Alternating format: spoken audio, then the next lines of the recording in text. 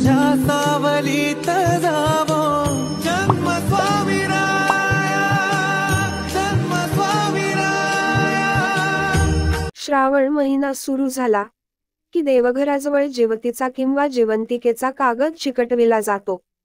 श्रावण महिन्यात प्रत्येक दिवसाला वेगळे महत्त्व आहे। श्रावणी सोमवार, मंगळागौर, बुध, बृहस्पती पूजन झाल्यावर येतो तो श्रावणी शुक्रवार। श्रावणी शुक्रवारी मुलांना औक्षण होते, जेवतीची पूजा होते। पिढ्यानपिढ्या हा वारसा असाच सुरू राहिला आहे। सन 2022 मध्ये जुलै 29, 5 ऑगस्ट, ऑगस्ट 12 व ऑगस्ट 19 रोजी श्रावणी शुक्रवार आहे। जेवतीची पूजा, शुक्रवारची कहाणी, महत्त्व आणि मान्यता यांविषयी जाणून घ्या।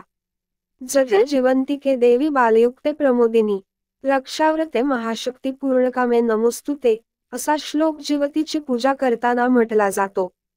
श्रावणातल्या 4ही शुक्रवारी जेवतीची पूजा करतात। ही पूजा संतती रक्षणार्थ मानली जाते। जेवतीच्या पूजेसह कुलदेवी आणि लक्ष्मी मातेची पूजा करावी असे सांगितले जाते। या पूजेसाठी दुर्वा, फुले, आघाड्याची पाने असणे आवश्यक मानले आहे। या तिन्हींची माळ करून ती जेवतीला घालावी। यासह 21 मण्यांचे कापसाचे गेजवस्त्र घालावे।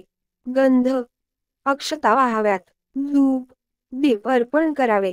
साखरेचा, चणे, फुटाण्यांचा आणि पूर्णा, वरणाचा नैवेद्य दाखवावा। यानंतर आरती करावी। जेवतीची पूजा झाल्यानंतर घरातील मुलांना पाटावर बसवून त्यांचे औक्षण करावे। मुले परगावी असल्यास 4ही दिशांना औक्षण करून अक्षता टाकाव्या, म्हणजे परगावी असलेल्या मुलांचे औक्षण केल्यासारखे होईल। त्या दिवशी देवीची ओटी भरावी। जरा ही मूळची राक्षसी होती।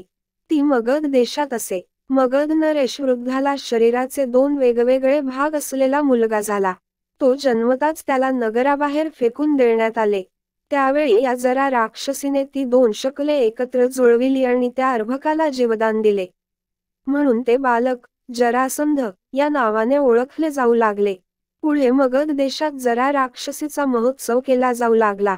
लोक तिला अनेक मुलांची आई समजू लागले। घरोघरी तिची पूजा होऊ लागली। जेवंतिका पूजनामुळे घरात आरोग्य, धन, सुख लाभते असे म्हटले जाते।